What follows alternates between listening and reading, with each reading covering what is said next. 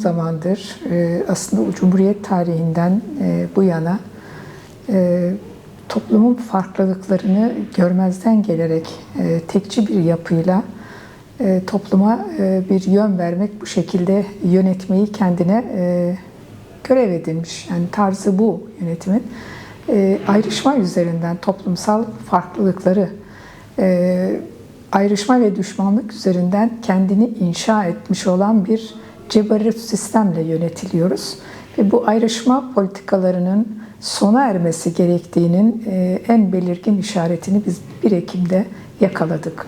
Artık bununla birbirlerini öteleyerek, birbirinin varlığına tahammülsüzlükle yaşamın sürdürülemeyeceğinin kesin kanıtıydı 1 Ekim'deki tutum. Gitmiyor çünkü. Savaş yoksulluk getiriyor, savaş zulüm getiriyor, toplumsal barışı sona erdiriyor. Bütün doğamızı egemenlerin kullanım alanı haline getirmiş vaziyette. Onun için barış bu topraklarda elzem de hepimizin susadığı, hepimizin ihtiyaç duyduğu bir durumdu ve kendini dayattı barış aslında topluma. Bu sürecin başlamış olması, konuşuluyor olması, ihtiyaç olduğunun belli kesimler tarafından fark edilmiş olması Türkiye'nin geleceği için çok olumlu bir adımdır. Umarız, bekleriz ki bu adım kesintiye uğramadan devam eder. Türkiye'nin ihtiyacıdır, hepimizin özlemidir. Türkiye'nin kurucu partisi Cumhuriyet Halk Partisi'dir ve özellikle biz Aleviler ve Kürtler CHP'de başından bugüne kadar çok ciddi mahrumiyetler yaşamışız. Ve bu Türkiye'ye tekçilik aklını, tekçilik sistemini dayatan, getiren, inşa eden de Cumhuriyet Halk Partisi'dir. Ama her nasılsa toplum bunun bu özelliğini biraz eğitim yoluyla, özellikle bunu vurgulamak isterim, eğitim yoluyla bu yapısını, bu özelliğini topluma flulaştıran, görünmez kılan bir özelliği var Cumhuriyet Halk Partisi'nin. Aslında zulmün, katliamların, Türkiye'deki ayrışmanın, bu kadar farklılıklar üzerinde kendini ceberutlaştırma iktidarlarına yol açan düşüncenin mimarı Cumhuriyet Halk Partisi'dir. Ama toplumda nedense özellikle 1970'li yıllardan sonra CHP'ye bir sosyal demokrat sol algısı yapıştırıldı. Hem ekonomik temelde baktığında hem de sosyal dayandığı temele baktığında Cumhuriyet Halk Partisi ne soldur, ne sosyalisttir, ne sosyal demokrattır. Türkiye'nin bence en sağ partisidir. Bu tanımlamayı bilmemiz lazım. Bu anlamıyla Aleviler Alevilerin yoğunlukla destek verdiği bir partidir.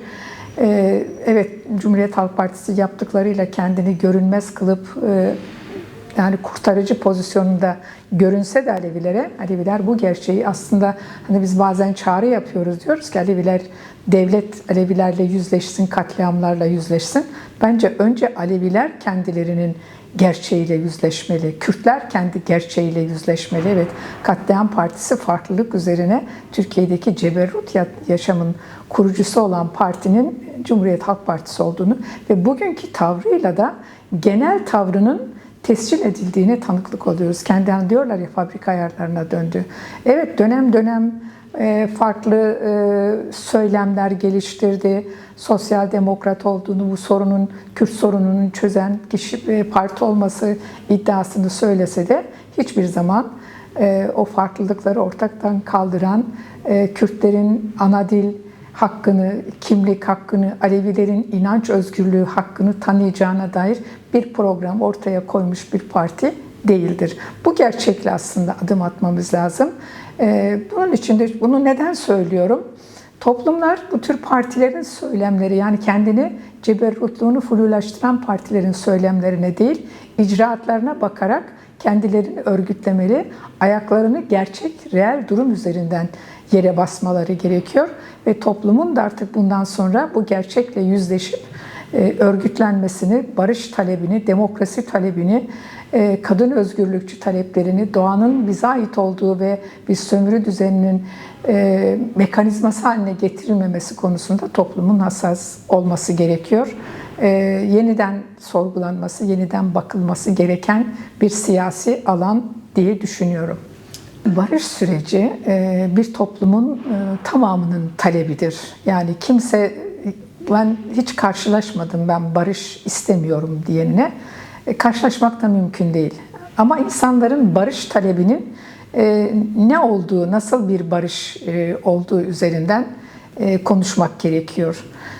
Bunu bizler demokratik toplum ve barış süreci diyoruz. Bir demokrasi özlemiyle, gerçek bir demokrasi, gerçek özgürlükler, gerçek eşitliklerin inşa edildiği bir barış sürecini talep ederken, hani adına da entegrasyon diyoruz ama bu entegrasyon diğerine benzeşerek, kendini yok ederek bir entegrasyon değil, kendi kimliğiyle, kendi gerçeğiyle, diniyle, diliyle, inancıyla, kimliğiyle var olan, yani dahiliyet anlamında o yönetimden, o toplumsal sözleşmede kendini gören bir entegrasyondan söz ediyoruz.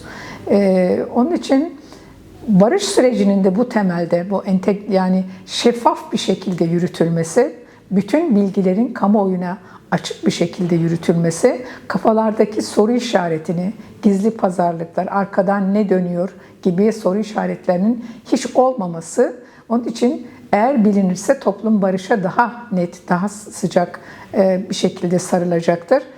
Hala işte mesela Öcalan'ı toplumun tanımamasına, yani kamuoyunun karşısına çıkıp da ne söylediği ve nasıl durduğu, bunun üzerinde, çünkü onu terörist ilan ederek, onu suçlu, toplumun aklının dibinde, zihninde olumsuz bir öge olarak tutup bunun üzerinde kendilerini tekrar, yani devlet ceberrut sistemini yeniden inşa etmek isterken, Öcalan'ın önümüze koymuş olduğu perspektif toplumsal barışın gerçek anlamda sağlanması ve tüm farklılıkların özgürce bir arada yaşamasını, demokrasi ve özgürlüklerin yeniden inşa etmesi, hatta komünel yaşam diye toplumun önüne koyduğu bir sistem var. Bunları toplumla sağlıklı bir şekilde paylaşması, tanınması gerekiyor. Toplumun Öcalan'ı ve söylediklerini, perspektifini duyması, tanıması, bilmesi, karşılıklı oturup sorması, cevap alması gerekiyor. Onun için şeffaf olması, hem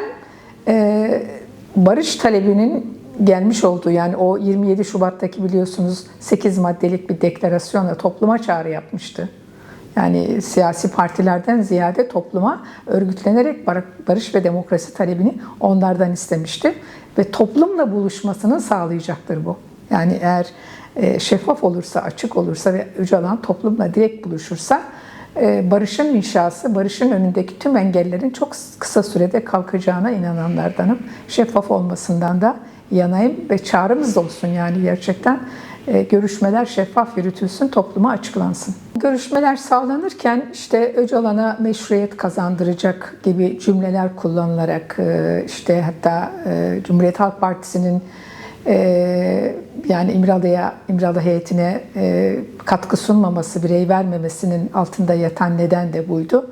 İşte onu hala suçlu gösterip bunun üzerinden sistemi bu şekliyle devam ettirme eğilimini görüyoruz. Öcalan'ın artık meşruiyete ihtiyacı yok. Yani Kürt halkı bunu milyonlarca insanıyla o kadar çok yoğun platformlarda bizim önderliğimizdir, baş müzakerecimizdir diye zaten beyan etmiştir. Yani meşruiyete ihtiyacı olan bir insan değil. Ama şuna ihtiyaç var. Gerçekten onun toplumla buluşmasına, bu müzakereyi açık ve şeffaf yürütmesine ihtiyaç var. Onun için umut hakkının da tanınması, onun serbest ve toplumla buluşarak çalışma koşullarının mutlaka ve mutlaka yapılması gerekiyor. Bu hem barışın hem toplumun o aklının zihnindeki birbirini öteleyen, bir ayrışarak, işte inanç üzerindeki farklıları yani daha da ayrıştırarak, o geçmişten gelen insanlara sürekli böyle bir olumsuz algıyla gelmiş olan şeylerin tümünün ortadan kaldıracağına, o inançla bu sürecin şeffaf yürütülmesi ve aynı zamanda Sayın Öcalan'ın gerçekten baş müzakereci olarak çalışmasının önünün açılması gerekiyor. Olmazsa olmazlardan biridir. Türkiye'de evet kıyamet kopmadı, yine kopmayacak. Tam aksine barış ve demokratik toplumun önü açılacak. çağrıyı zaten o 27 Şubat'taki çağrıyı topluma yaptı ve toplum adına örgütlenen, iddiası olduğunu söyleyen tüm toplumsal kurumlara, partilere de yaptı ama temeli toplumdur. Onun için demokratik toplum ihtiyacı yine toplumundur. Hangi parti olursa olsun tüm parti taraftarlarının kendi içinde bulundukları siyasi partiyi veya dernek mi olur, kurumlar mı olur, bunların hepsi ne oluşturan halk kesimlerinin buraları barışa zorlaması ve gerçekten bu anlamda ciddi örgütlenilmesi gerekiyor. Toplumsal tabanın, halkın ve barışa yapıları zorlaması gerekiyor. Türkiye Büyük Millet Meclisi'ni bu anlamıyla ciddi görevler bekliyor. O kurulmuş olan Barış Kardeşlik komisyonun sorumluluğunu yerine getirecek şekilde, barışa evriltecek şekilde Türkiye Büyük Millet Meclisi'ne yasal değişiklikleri, ki bu yasal değişiklikler çok bir anda olmayacaktır elbet ama ilk anda sürgündekilerin dönüşü, mahpushanedekilerin özgürlüğüne kavuşması, o siyasi alanın önünün açılması gerekiyor. Örgütlülük temelinde bunların gerçekleşmesi mümkün tabii ki. Ama ilk etapta bunların yapılarak daha sonra da ciddi, demokratik, özgürlükçü, eşitlikçi ve tüm halkların, tüm inançların kendini içinde bulduğu bir anayasal sözleşmeye ihtiyaç vardır. Burada tüm halkın bu konuda talepkar olması gerekiyor. Biz bir Alevi kurumuyuz. Alevilerin de özellikle bu süreçte şunu net bir şekilde söylemek lazım.